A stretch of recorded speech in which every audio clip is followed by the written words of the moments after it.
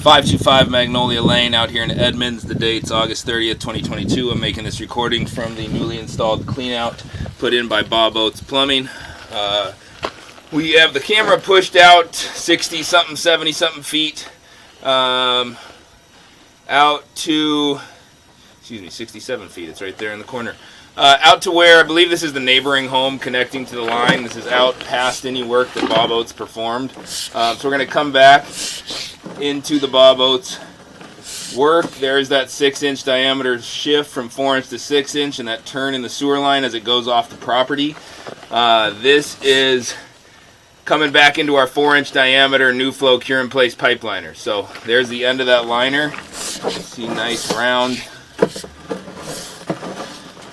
shape. This liner cured and turned out really well.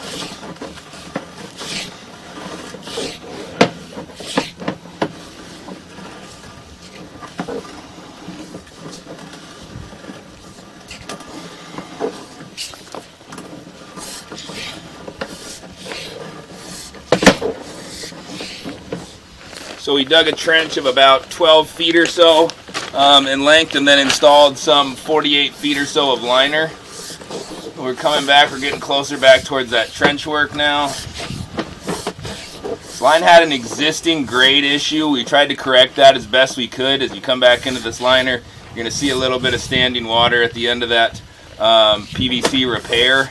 As it goes into the liner, there was a pretty significant grade issue at the beginning of the project. We've done a lot to improve that. Still not perfect, but the line has a much better flow than it did prior to the work performance. So anyway, here is the PVC clean out.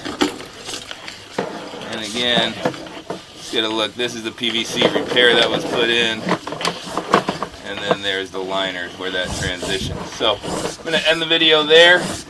Got a good look at this line. Everything is flowing and functioning.